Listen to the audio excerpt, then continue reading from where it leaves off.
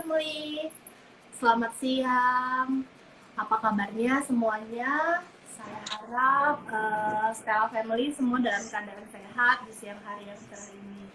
Nah, pada hari ini adalah hari pertama kembali kita melaksanakan live streaming di Instagramnya Stella Maris, ya kan? Sebelum kita lanjut ke acara kita selanjutnya, perkenalkan saya Dr. Lydia Panggabean yang akan memandu IGWS kita ini ke depannya. Nah, hari ini kita ada topik tentang apa sih yang harus diwaspadai di trimester pertama kehamilan.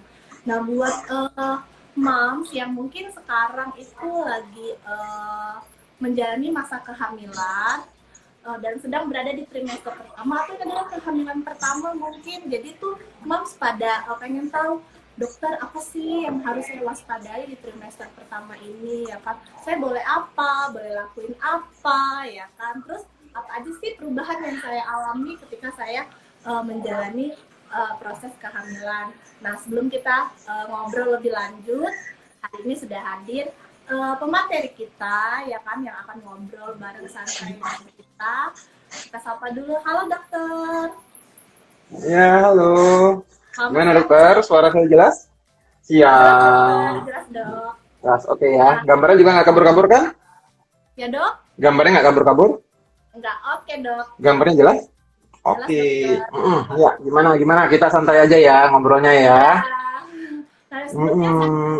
dulu hari ini ada dokter kita, Dokter T. Nasrullah Nabawi, spesialis obstetri kita yang berpraktek di Stella Maris di hari Rabu, Kamis, dan Jumat di jam 18.30 sampai dengan jam 21. Nah, buat moms yang ingin ngobrol bisa ayo gabung sama kita nih, ya kan, di siang ini sambil santai, Boleh ya. dapat ilmu, ya kan dok. Iya, benar. Nggak usah terlalu formal juga kan. Kita Iya santai-santai aja dokter. ngobrolnya. Mm-mm. Oke. Oke. Nah, dokter bisa sapa dulu Yuk. dong Stella Family kita Iya, yang halo Mams, semua. Saya Dokter Bawi, salam kenal semuanya. Oke, Oke, Dokter dengar? Bawi. Biar Mm-mm. lebih santai, panggil Mm-mm. dokter dokter Bawi ya, Mams ya, biar lebih Iya, benar. akrab ya. Dokter Bawi ya.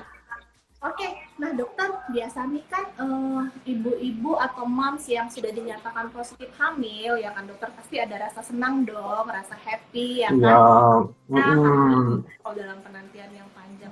Nah, tapi di satu sisi mungkin moms bingung juga nih, apa-apa aja sih perubahan tubuh yang dialami di trimester pertama pada masa kehamilan ini. Kira-kira apa aja ya dokter ya?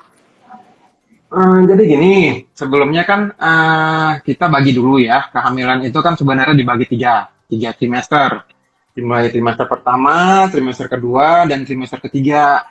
Nah, trimester pertama itu kan namanya trimester, berarti 3 bulan. 3 bulan, setiap 1 bulan itu ada 4 minggu. Jadi 4 kali 3, 12 minggu. Tapi diambil jadi trimester pertama itu untuk kehamilannya 1 sampai 13 minggu.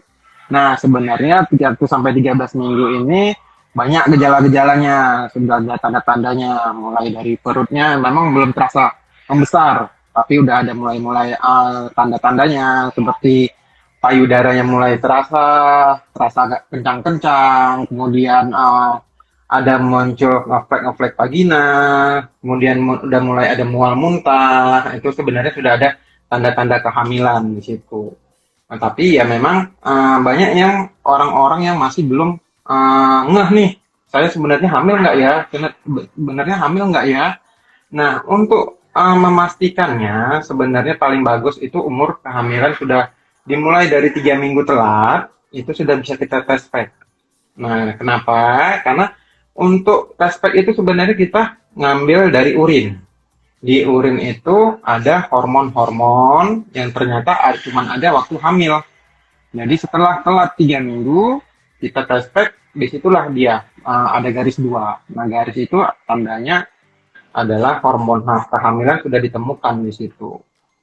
Nah, terus setelah kalau misalnya kita sudah tes pack nih, positif 2, apa yang harus dilakukan? Nah, sebenarnya untuk melihat eh, hamil atau tidaknya pastinya adalah memang USG. Tapi kalau umur-umur kehamilan masih baru 3 minggu, 4 minggu, untuk USG itu masih dari abdominal atau USG yang dalam perut itu masih belum terlalu nampak.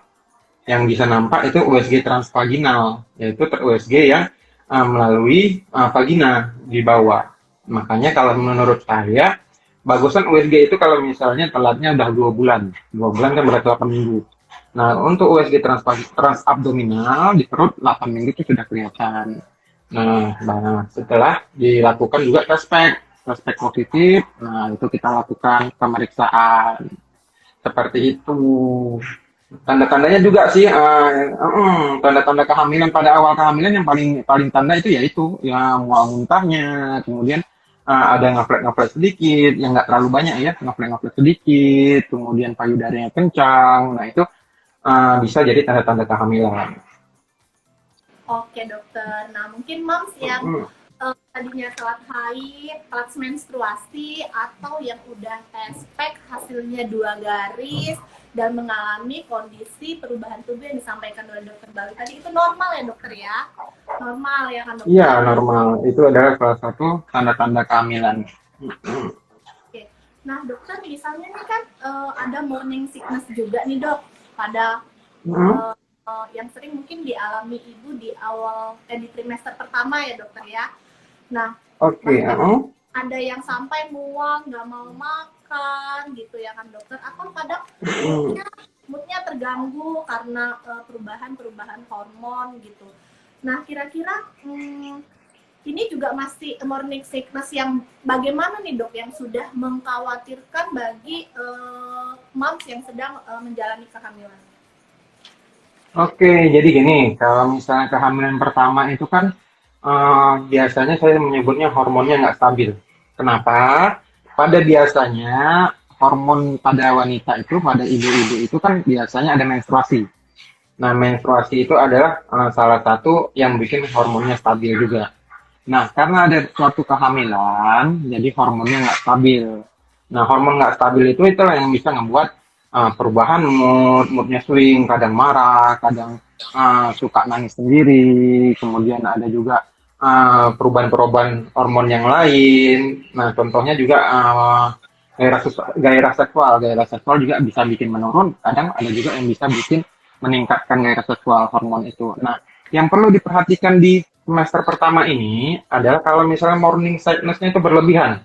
Contohnya, muntahnya itu berkali-kali sampai keluar banyak.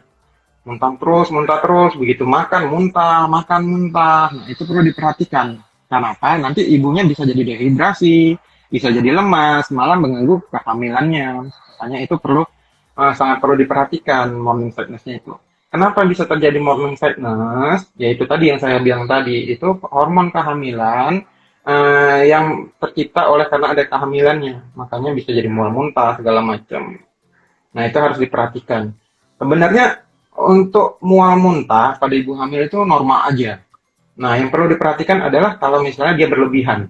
Muntah terus, mual terus. Nah, itu harus memang kontrol ke dokternya. Yang kita takutkan adalah terjadinya ibunya pingsan lah, tensinya drop, segala macam. Nah, itu bisa mengganggu kehamilannya. Oke Seperti itu. dokter. Nah, oke, berarti Mm-mm. karena pengaruh hormon ya dok ya, karena kan ini pasti biasanya nih Iya, aduh dokter karena saya muntah-muntah terus nanti takutnya bayinya kurang nutrisi, mungkin begitu ya kan dok. iya, memang seperti itu. Apalagi Iya, mungkin karena masih kalau misalnya terlalu baru menjalani kehamilan pertama biasanya. pertama. Iya, kehamilan pertama susah memang karena ya otomatis lebih mual, lebih muntah, tapi tergantung dari orang juga sih.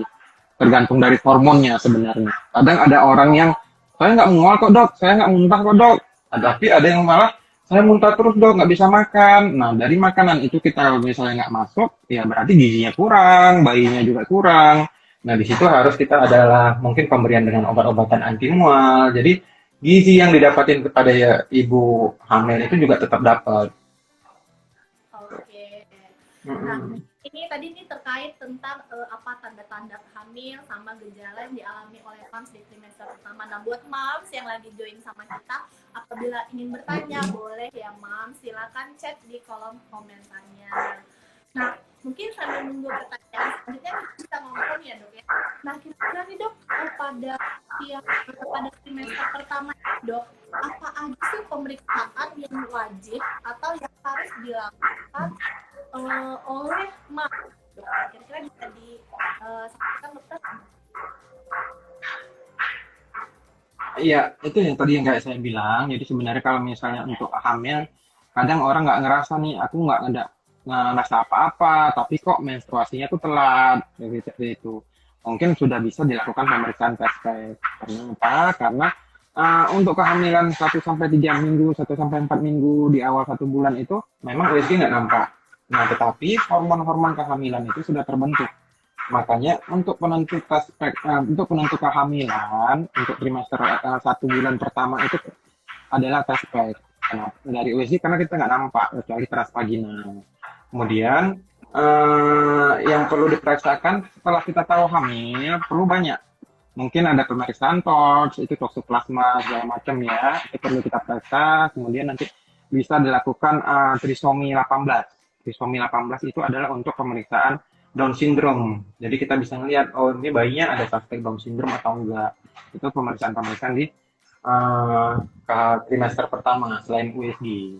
Tapi kalau misalnya memang USG ya mungkin memang kita bisa ngeliat detak jantungnya, bisa ngeliat umur kehamilan bayinya dari USG-nya itu letaknya itu maksudnya apakah di dalam rahim, ada juga kan kehamilan yang di luar rahim. Jadi kalau misalnya untuk USG kita menentukan itu.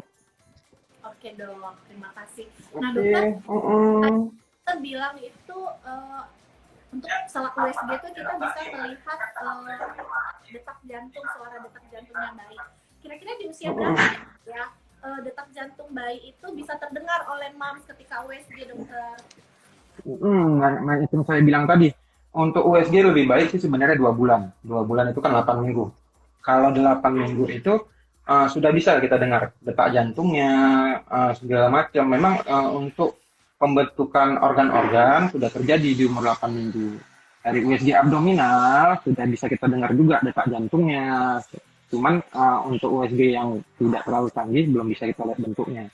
Karena dia masih kecil, masih sebesar jagung, nanti makin lama makin besar, masih 2 mili pembentukan organnya. Jadi kalau misalnya makanya untuk pemeriksaan USG memang bagusnya secepatnya. Karena umur 6 minggu bisa kita lihat dari USG transvaginal, tapi untuk lebih pastinya 8 minggu bisa kita lihat untuk USG transabdominal atau di USG yang di perut. Oke, dokter, kita jawab ada satu pertanyaan nih dok, kita jawab dulu ya dok ya. Oh iya. Pertanyaan dari Villa Aulia Febrika. Nah ini bertanya dokter, kalau di test pack itu kan 2 garis positif, tapi USG transvaginal belum kelihatan. Kira-kira gimana ya dokter? Nah gimana tuh dok? Nah itu kalau misalnya saya bilang tadi, karena USG transvaginal juga kadang nggak bisa kelihatan juga, karena hasil embrio itu kecil benar 2 mili atau masih ada kantungnya. Jadi kalau misalnya dari USG yang transvaginal belum kelihatan, masih kita observasi. Observasi maksudnya kita lihat bulan depan lagi. Bulan depan kalau misalnya tidak ada perdarahan atau tidak ada tanda-tanda menstruasi, boleh tes boleh USG. Nah, kalau misalnya memang berkembang atau memang hamil dengan tes garis 2, bulan depan pasti kelihatan hasilnya. Nah, jadi kalau misalnya memang dari transvaginal itu belum kelihatan, kita observasi. Observasi itu maksudnya kita tunggu aja. Tapi jangan pula kadang kayak gini nih. Aduh, aku USG aspek positif, tapi USG transvaginal nggak ada nih. Aku hamil atau enggak ya? Hamil atau enggak ya? Jadi pemikiran pasiennya jadi makin stres. Makin stres bisa pengaruhin ke ibunya, bisa pengaruhin ke janinnya, jadi malah nggak bagus. Makanya kita kalau misalnya memang belum pasti hamil, ya nggak usah mikir aneh-aneh dulu. Kita observasi aja bulan depan, kita santai-santai bulan depan. Kalau memang hamil, insya Allah ya jalan lagi, dapat lagi USG-nya. Seperti itu. Tapi memang kayak gini, kadang orang nggak tahu nih yang gimana perdarahan menstruasi atau perdarahan keguguran. Karena kan kalau misalnya umur kehamilan baru 4 minggu itu masih kecil benar. Jadi kalau misalnya ada darah sedikit aja, ya jadinya dipikir keguguran atau kehamilan. Nah, membedakannya adalah yang mungkin kontraksi dan darahnya. Kalau misalnya darah menstruasi mungkin untuk awal-awal dia sedikit, tapi kalau misalnya darah yang untuk umur kehamilan 6 minggu sudah jatuh, ya mungkin perutnya makin terasa keras, terasa sakit lebih dari sakit menstruasinya dengan ditandain test packnya positif 2. Nah, jika kalau misalnya ada gejala-gejala seperti itu dengan test packnya garis 2 positif, tapi kita ragu nih transvaginal belum datang nih, belum dapat nih transvaginalnya, tapi aku udah mulus-mulus nih, udah ada tanda-tanda, bagusnya dibawa kontrol kembali, walaupun transvaginal nggak kelihatan, karena bisa jadi itu tanda-tanda keguguran. Oke dokter, berarti ini buat yang tadinya udah tes packnya udah positif, tapi USG transvaginalnya belum kelihatan, jangan khawatir ya kan dokter. Kita bisa MAMS sampai dengan 1 bulan ke depan untuk datang kontrol kembali sama dokter, dievaluasi. Iya benar. Kan minggunya kan jalan terus tuh, minggunya misalnya di umur 4 minggu nih kita transvaginal, telatnya baru 1 bulan nih, 4 minggu transvaginal nggak nampak, tapi aspeknya udah positif. Nah, bulan depan kan sudah 8 minggu. Nah, 8 minggu, kalau misalnya memang ada tanda-tanda gejala mau keguguran atau terjadi perdarahan atau menstruasi, dari USG transabdominal udah kelihatan 8 minggu. Karena 8 minggu itu sudah ada dengar detak jantung ya tadi kan. Nah, gitu. Nah, makanya saya bilang paling bagus memang sebenarnya USG itu adalah umur kehamilan 8 minggu atau 2 bulan. Nah, setelah 2 bulan boleh tes kembali baru USG. Karena di situ kita lihat bisa nampaknya. Terkadang gini nih, pasiennya, aduh kok nggak kelihatan, jadi kecewa kan. Karena kan dia nggak tahu nih USG-nya umur berapa minggu kelihatan transabdominal, transvaginal, umur berapa minggu nih. Nah, dia nggak tahu, dia datang ternyata belum kelihatan, jadi malah makin stres sendiri. Nah, itu juga memang sebagai PR untuk masnya. Jangan sampai stres sendiri, jangan sampai mengganggu kehamilan, jangan sampai mengganggu emosional dari ibunya. Oke, jelas banget ini informasi dari dokter. Nah, terima kasih, semoga ceritanya bisa lebih mendapatkan informasi yang Mams ya. Nah, dokter, ini ada pertanyaan lagi dokter.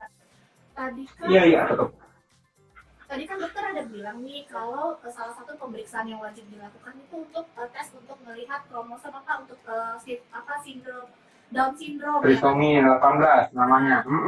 Ini ada pertanyaan nih dok, apa di usia 7 bulan Down syndrome pada bayi dalam kandungan sudah bisa kelihatan nggak saat USG gitu? Nah itu gimana? Dengan berapa sih dok sebenarnya Down syndrome ini bisa terdeteksi gitu? Kalau Down syndrome untuk trimester itu berapa minggu tadi? Ini dia di usia 7 bulan dokter. 7 bulan malah sudah bisa kelihatan karena memang untuk trimester kedua udah bisa kelihatan untuk Down syndrome. Makanya pemeriksaannya itu biasanya di trimester pertama. Dari USG sebenarnya juga bisa kita lihat ada tanda-tanda apakah bayi ini bisa mengarah ke Down syndrome atau enggak. Nah, makanya pemeriksaan untuk mengetahui suspek Down syndrome atau enggaknya biasa dilakukan trimester pertama. Berarti jawabannya adalah trimester ketiga malah sudah, karena kita pemeriksaannya dari trimester pertama malahan. Berarti udah pasti bakal lebih terlihat ya? Bisa terlihat. Oke dokter. Nah dokter, satu lagi nih dok, ada pertanyaannya. Sekarang saya lagi hamil. Iya, banyak-banyak juga nggak apa-apa. Oke. Saya nih lagi hamil 2 bulan dok, ada riwayat penyakit asam lambung. Nah, jadi saya tuh lebih sering muntah dok, sudah dapat obat muntah, tapi tetap aja muntah. Nah, kira-kira apa sih dok yang bisa saya konsumsi? Ini ada pertanyaan, berarti ini lagi ngalamin hiperesisnya berat ya dok? Iya, berarti kemungkinan berat karena ada sakit lambungnya. Kenapa bisa memperberat? Sakit emah itu kenapa bisa memperberat? Nah, pada saat ibunya terjadi mual muntah, itu disebabkan oleh hormon. Hormonnya kan nggak mungkin kita hilangin kan, karena kan memang itu adalah hormon kehamilan. Nah, jadi mual muntahnya juga memang harus ada. Makanya setiap orang juga memang ada mual muntahnya, tergantung juga sih hormonnya gimana. Cuman yang kita lakukan pada saat pasien yang ada sakit mahnya yaitu makanannya. Nah, dibantu dengan obat-obatan dan diusahakan jangan sampai lambungnya kosong. Nah, setiap ibu-ibu atau ibu hamil mual muntah itu asam lambungnya naik. Mbaknya coba deh kalau misalnya mual, pasti ada terasa kayak asam lambung itu agak menaik gitu kan. Nah, itu yang bisa bikin makin mual, bisa bikin memperparah keadaan lambungnya. Nah, keadaan ini bisa kita pengaruhi dari makanannya. Kalau misalnya memang nggak bisa makan, dicoba makannya sedikit-sedikit.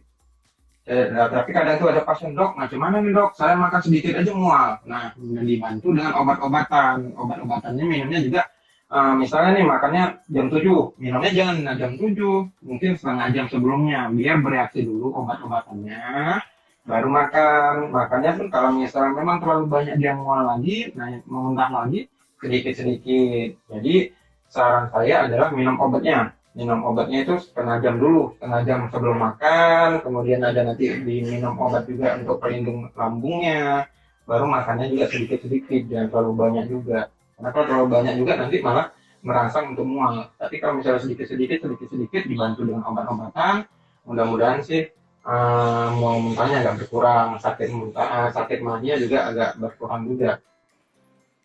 Oke dokter, terima Hmm. kasih. Mak, Hmm. semoga yang Tapi mana untuk tadi siapa yang nanya? yang nanya Yang nanya siapa yang mual muntah? Res, Reskia, Reskia, Reski Hmm. Atari, Reski Atari. Semoga Nah, Mas untuk dapat on, klarifikasi dari dokter. Makannya sedikit-sedikit iya kalau aja, untuk biar makan yang merangsang ya dokter ya. lambungnya, ya tapi kalau misalnya perlu diperhatikan adalah ya kalau misalnya memang dengan obat-obatan nggak bisa, dengan usaha tadi yang kita buat sendiri nggak bisa, harus memang segera kontrol karena ya tadi yang kita takutkan adalah nanti mamsnya malah bisa pingsan, bisa kebanyakan mual muntahnya, malah makin memperparah lambungnya. Nah, kalau misalnya dengan yang kita usahakan tadi tidak bisa mengurangi, lebih bagus kontrol lagi. Karena umur kehamilan dua bulan ya, Ya, 2 bulan dokter. Tapi masih 8 minggu ya. Iya, hemodialisis nanti makin lama hilang kok dianya.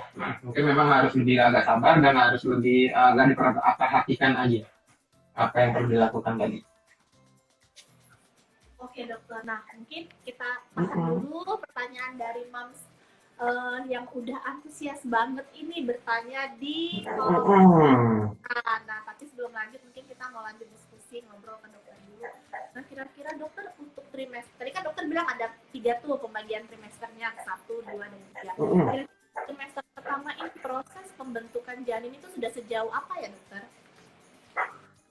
Yang kayak saya tadi bilang sih ya, kalau proses pembentukan janin tadi ya sebenarnya kalau misalnya kita lihat YouTube untuk trimester pertama itu bisa kita lihat tuh ada pembentukan kepalanya, ada matanya, segala macam, kakinya, tangannya, dan sampai organ jantungnya. Tapi karena keterbatasan dari alat-alat kita memang nggak bisa ngeliat tuh mana kepalanya, mana apanya, mana tangannya, mana kakinya, karena terlalu kecil. Nah, yang kita lihat di YouTube itu adalah alat-alat yang pakai mikroskop, mungkin bisa lebih canggih ya, bisa kelihatan di situ bentuk-bentuknya. Nah, memang untuk trimester pertama, USG yang biasanya ada di kita, cuma kita bisa melihat detak jantungnya. Nah, dari detak jantungnya kita bisa ngukur detak jantungnya bagus atau enggak, segala macam. Itu kalau dari USG. Nah, pertumbuhannya juga kita bisa ngelihat yang tadi itu, Down syndrome mungkin nanti di trimester kedua bisa, trimester pertama bisa juga kita lihat suspek Down syndrome, cuman itu. Tapi yang paling perlu diperhatikan adalah sebenarnya bukan dari USG-nya. Sebenarnya kan ini kan masih ibaratnya trimester pertama itu ibarat pohonnya itu masih menanam akar tuh. Akarnya itu ibaratnya kita bilang plasenta atau ari-ari. Plasenta itu nanam ke rahim tuh. Ke rahim, disitulah kita nanti dia berkembang. Jadi pembentukan plasenta juga udah ada di trimester pertama. Tempat nempelnya di rahimnya itu di mana. Nah, yang perlu diperhatikan, yang paling penting adalah yaitu tanda-tanda keguguran. Karena ini masih trimester pertama, masih tahap perkembangan janin dan menempelnya plasenta. Nah, gimana tuh tanda-tanda keguguran? Nah, itu yang paling penting. Tanda-tanda keguguran memang sebenarnya kalau ngeflek-ngeflek coklat-coklat sedikit aja itu memang biasa normal. Oke, kemudian ada sedikit kram-kram perutnya, ada sedikit kayak senggugut, itu memang normal. Nah, yang perlu diperhatikan adalah kalau misalnya keluar darah yang lebih banyak dan penggugurnya itu semakin lama semakin mulus. Nah, sebenarnya untuk tanda-tanda keguguran itu dia ngasih tanda-tanda dulu nih. Dia kadang keluarin ngefleknya lebih banyak, darahnya lebih banyak. Nah, itu harus kontrol karena itu sudah dikasih tahu nih sama si rahimnya nih. Mams, mams, ini saya mau keluar loh, serviks saya mau buka loh, ini mau keguguran loh. Nah, banyak kejadian yang mams-mams ini nggak perhatikan. Jadi pikir, oh mungkin ini normal, oh ini biasa aja. Ya udah deh, nggak usah datang ke dokter deh, biasa aja. Saya istirahat aja kayaknya udah cukup. Nah, ternyata terjadi keguguran.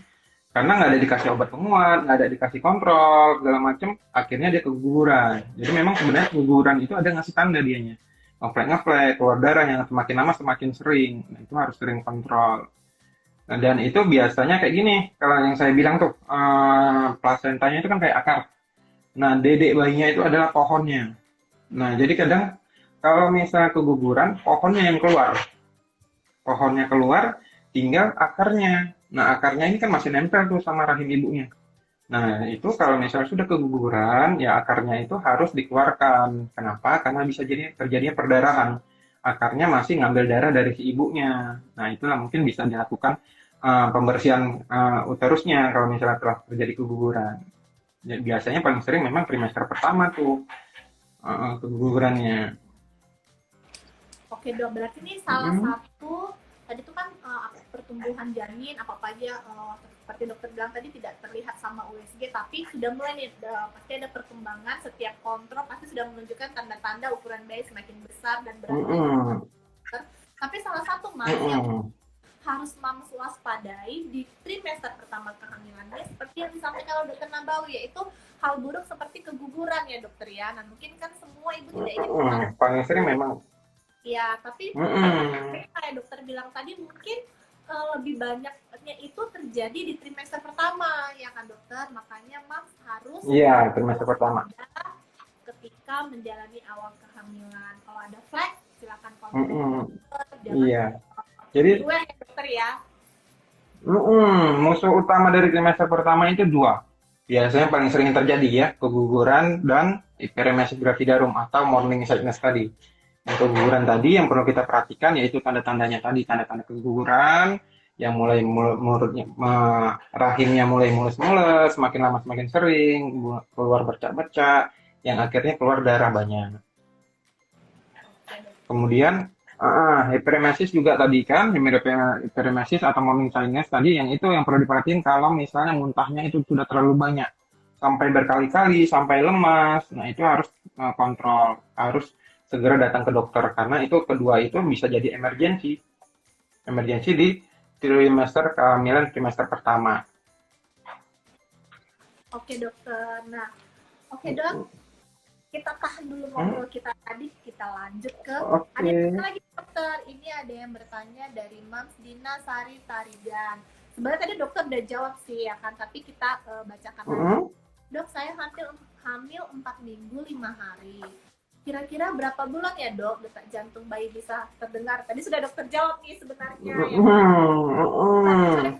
Ya. Nah itu dokter. Iya, nggak apa-apa saya jawab lagi biar ngulang lagi. Mungkin kan tadi ngomong joinnya belum keluar. Jadi kalau misalnya 4 minggu, ya mungkin bisa ditespek dulu. Tespek dulu. Kalau misalnya memang garis 2, sebenarnya sudah bisa USG, tapi dengan resiko bisa terlihat atau bisa enggak. Dan itu lebih gampang melihatnya USG transvaginal. USG yang dimasukin melalui vagina, bukan dari perut ya, dari transvaginal umur 4 minggu. Nah, kalau misalnya saran saya memang untuk umur kehamilan 2 bulan atau 8 minggu. Karena kalau misalnya 6 sampai 8 minggu itu dari USG trans abdominal yang dari perut itu sudah kelihatan calon didiknya seperti itu. Oke. Dengan syarat tadi kembali lagi ya dalam waktu 2 minggu itu tidak ada tanda-tanda keguguran atau perdarahan. Oke dokter, terima kasih. Semoga jawabannya dokter ini ini emang saya bisa menambah pengetahuan buat Iya, amin. Nah dokter, ini ada yang tanya lagi nih, kira-kira kalau asma itu mempengaruhi menjalani kehamilan nggak gitu dokter? Perkembangan. Jadi kalau asma memang ya kita harus memang lebih aware ya dibandingkan kehamilan biasanya. Kenapa? Ya asma itu juga mempengaruhi dari paru-paru pasiennya kan, paru-paru ibu hamilnya. Sedangkan ibu yang nggak hamil ada asmanya aja sudah bisa serangan. Dan kehamilan yang makin lama makin besar juga makin memperberat beban ibunya. Nggak mungkin kan bayinya makin mengecil atau hilang. Nah kalau misalnya besar, asmanya juga harus diperhatikan. Hmm, yang paling penting itu nanti ininya, kapan serangannya. Kalau misalnya ada serangan, harus segera datang kontrol. Karena kalau misalnya ada serangan, oksigennya susah ke ibunya, otomatis oksigen sampai ke bayinya juga susah. Nah, bayi itu bernapasnya dari mana? Bayinya itu bernapas dari darah ibunya. Darah ibunya dari mana? Dari plasenta yang saya bilang tadi. Akarnya nanam ke rahim ibunya. Nah, rahim ibunya mengantarkan darah ke bayinya. Darah itu mengandung oksigen. Nah, makanya itu bayinya bisa bernapas di dalam. Pernah mikir nggak? Gimana ya bayi di dalam perut tuh bernapas ya? Kok bisa dia bergerak ya? Kok bisa bernapas? Kok bisa gini-gini? Nah, itu adalah dari plasenta ibunya dan ke bayinya. Nah, dalam sakit asma ini, yaitu kalau misalnya memang ada serangan, harus sering kontrol, harus dibawa ke dokter kandungan supaya kita bisa ngeliat bayinya nih, bayinya bagus atau enggak. Kemudian oksigen ke ibunya, ke bayinya juga bagus atau enggak. Memang dari USG sih nggak bisa kita lihat, tapi dari USG kita bisa lihat gerakannya segala macam. Dan ibunya harus dikontrol asmanya. Yang bermasalah nanti kemungkinan dari kelahiran normalnya. Kenapa? Yang ditakutin adalah pada saat lahiran normal, ibunya ngeden-ngeden. Nah, yang kita takutin itu dia dapat serangan asma. Bayangin nih, lahiran normal ngedennya sekuat tenaga, ngatur napasnya juga harus bagus. Nah, di saat serangan, dia asmanya kambuh. Nah, nggak bahaya kayak itu waktu pelahiran normalnya. Tapi kalau misalnya dengan kontrol yang bagus, asmanya juga makin lama makin serangannya makin berkurang, mungkin bisa untuk lahiran normal, tapi tidak disarankan sih sebenarnya. Oke dokter, terima kasih. Mm-mm. Ini ada Tapi pertanyaan kalau lagi untuk dokter asma ini kan tentang trimester pertama kan. Nah, kalau untuk trimester pertama dengan asma itu memang biasanya kita cuma ngontrol perkembangan bayinya aja. Gitu. Kalau misalnya untuk serangannya, biasanya memang kita konsul ke penyakit dalam, mungkin atau bisa kita lihat tata laksana untuk asmanya, atau kita juga bisa kasih obat-obatan untuk lini awalnya asma untuk semester pertama ya. Oke dokter, berarti kan kita Mm-mm. harapannya ada riwayat asma selama menjalani kehamilan Mm-mm. asma kontrol ya dokter ya, sehingga Iya, lebih intinya adalah asmanya terkontrol. kehamilan. Mm-mm. Tadi Mm-mm. ini kita 3 pertanyaan lagi ya dokter ya. Oke, oke. Pertanyaannya dari Juni Sudah 3 jam kita live ya? ya dok. Udah 3 jam ya live-nya? Enggak ya? Oke. Tiga pertanyaan lagi ya. Pertanyaan dari Juni Ecem 17. Dok, bagaimana cara Mm-mm. mengatasi heartburn? Saya lagi hamil 14 minggu nih dokter. 14 minggu ya Iya mengalami dok. heartburn. Iya dokter. Itu gejala-gejalanya biasanya kan banyak heartburn itu kan. Cuman ya untuk lebih bagusnya dikontrol. Kontrol tentang kehamilannya sama ibunya juga. Tapi kalau misalnya memang untuk tanda-tanda heartburn sebelum ada tanda-tanda heartburn, harusnya bisa ini dikontrol ke dokternya. Saya agak susah ngebilangnya sih. Cuman heartburn itu adalah halo? Ya dok. Halo Kalau dokter. misalnya dengarkah? Dengar dok, dengar. Halo? Oh ya. Iya dokter. Jadi tergantung dari gejala-gejalanya. Kalau misalnya timbul gejala-gejalanya, itu memang harus sering kontrol. Kita lihat. Karena kita kan memang otomatis harus mengawasi bayinya juga. Oke dokter. Nah, Nggak dijelaskan dari gejala-gejalanya apa aja nggak dijelasnya. Untuk pertanyaannya, maksud saya gejala-gejala spesifiknya apa aja seperti itu gitu. Oh, memang di sini dok tidak disampaikan, tapi mungkin si Mm-mm. Mas ini di 14 minggu ini sering mengalami heartburn. Untuk gejalanya tidak, tapi mungkin dokter bisa Mm-mm. jelaskan yang tadi ya dokter, yang sudah dokter jelaskan tadi. Mm-mm. Iya mungkin ya memang harus sering kontrol kalau misalnya seperti itu kan 14 minggu kan sudah mulai masuk semester kedua kan kan semester pertama sudah satu sampai 13 minggu. Hmm. Nah yang perlu kita perhatiin adalah gejala-gejalanya. Nah kalau misalnya gejala-gejalanya timbul memang harus kita tata laksana sebenarnya. Oke dokter. Nah sebelum kita tutup, Mm-mm. pertanyaan terakhir ya kan dok. Oke. Dari Mm-mm. Hanim, dok, tahun lalu saya pernah perdarahan saat hamil 3 bulan karena janin tidak berkembang. Itu disebabkan karena apa ya dokter? Berarti masih trimester pertama nih ya dokter ya? Iya, jadi trimester pertama itu ada janin tidak berkembang atau janin kosong namanya. Nah, itu beda janin nggak berkembang itu. Kalau janin kosong itu kita masih belum tahu sampai sekarang penyebabnya apa. Bisa jadi dari makanannya, bisa jadi dari kromosomnya segala macam. Dia itu tanda-tandanya memang hamil. Gejala-gejalanya ada, mual muntah, ini tes pack juga positif, tapi plasentanya ada, tapi dia nggak ada isi dedeknya. Dedek si dedek di bayinya itu nggak ada, jadi dia kosong. Nah, kalau kehamilan kosong itu memang dia harus dikeluarkan karena dia nggak bakal berkembang sama sekali. Nah, kalau ditanya kenapa bisa, ya sampai sekarang penelitiannya juga masih belum ada. Maksudnya masih belum bisa memastikan kenapa bisa terjadi. Di luar negeri juga masih tanda tanya tuh, kenapa bisa terjadi kayak gitu. Cuman dari pengalaman-pengalaman atau penelitian-penelitian yang ada, ya banyak. Bisa dari didiknya sendiri, didiknya nggak ada, yang perkembangannya nggak bagus, bisa dari ibu dan bapaknya yang nggak cocok, segala macam.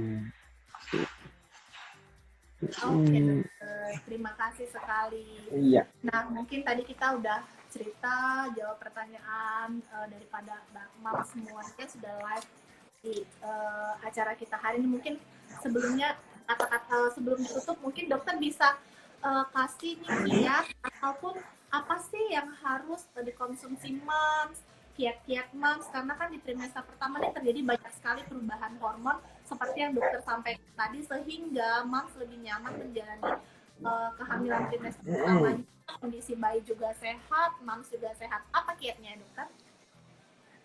Oke, jadi kalau misalnya ini kita bicara tentang nutrisi ya. Nah, pada kehamilan trimester pertama itu memang nutrisinya harus terpenuhi. Kenapa? Ya karena pada trimester pertama ini terjadi pembentukan organ-organ, kemudian ibunya juga lagi beradaptasi dari morning sickness-nya itu. Jadi terkadang nutrisinya tidak terpenuhi. Nah, nutrisi-nutrisi itu banyak. Biasanya yang paling perlu itu adalah kalsium, vitamin D, kemudian kita harus memenuhi protein dan asam folat. Yang paling penting memang trimester pertama adalah asam folat. Nah, asam folat ini bisa banyak didapatin, bisa dari ikan salmon, banyak dari kacang-kacangan, makanan-makanan yang berserat. Karena nanti bakalan trimester kedua ada konstipasi ya, agak buang air besarnya agak sulit. Makanya perlu banyak makan-makan berserat. Dan suplemen-suplemen itu perlu juga untuk asam folat. Asam folat itu minimal 400 sampai 600 mikrogram itu harus ada terpenuhi. Makanya dokter-dokter OB sering meresepkan asam folat karena ya itu kadang ada ibunya yang mual muntah jadi gizinya agak kurang gitu penuhin dengan vitamin-vitamin dan protein. Contohnya juga susu, minum susu juga boleh. Susu apa dok yang bagus? Sebenarnya semuanya bagus tapi asal cocok. Kadang ada ibu yang ini bagus dok, tapi saya nggak cocok, mencret gimana? Nah, jangan diminum karena walaupun memang kandungannya lebih banyak, tapi bikin nggak bagus sama ibunya, ya jangan diminum. Ganti susu yang lain boleh dengan gizi-gizi yang lain, makanan yang lain boleh. Terus makanan apa yang perlu diperhatikan? Sebenarnya untuk makanan ibu hamil boleh apa aja, asal jangan yang keras. Nah, kayak batu, kayu jangan ya. Nggak boleh apa aja makan asal jangan terlalu apa itu terlalu banyak juga nggak boleh. Kenapa? Karena nanti bisa ibunya begah bikin kontraksi juga. Terlalu sedikit juga nggak boleh, terlalu sedikit nanti gizinya kurang. Nah kata orang gini nih, nanas boleh nggak dok makan? Kata orang-orang tua tuh nggak boleh, sebenarnya nenas boleh. Tapi jangan terlalu lagi, terlalu apa? Terlalu asem, terlalu banyak. Nah itu nggak boleh, bisa bikin kontraksi. Durian nih, ibunya ngidam kali nih, ratu-ratu durian nih, mau musim durian. Dok, pengen banget makan durian nih, satu atau dua gitu. Boleh nggak dok? Boleh aja, tapi jangan terlalu lagi, jangan terlalu banyak. Karena durian kan mengandung gas. Gas nanti bisa jadi meningkatkan asam lambung. Oke, jadi makan nggak apa-apa semuanya, terlalu jangan, asal jangan terlalu tadi. Yang menyebabkan, intinya makanannya yang jangan yang menyebabkan kontraksi. Nah, kalau hubungan seksual sebenarnya boleh aja, tapi jangan terlalu juga, terlalu sering, karena aktivitas seksual itu bisa bikin kontraksi juga. Kontraksi nanti malah jadi keguguran lagi dia. Oke, kalau hubungan seksual kan masih banyak jalan menuju Roma ya. Oke, jadi seperti itu ya. Oke dokter, terima kasih sekali loh dokter Oke. buat ngobrol bincang kita hari ini, banyak sekali Iya, sama-sama. edukasi yang telah dokter sampaikan. Apa sih yang harus diwaspadai gitu teman-teman.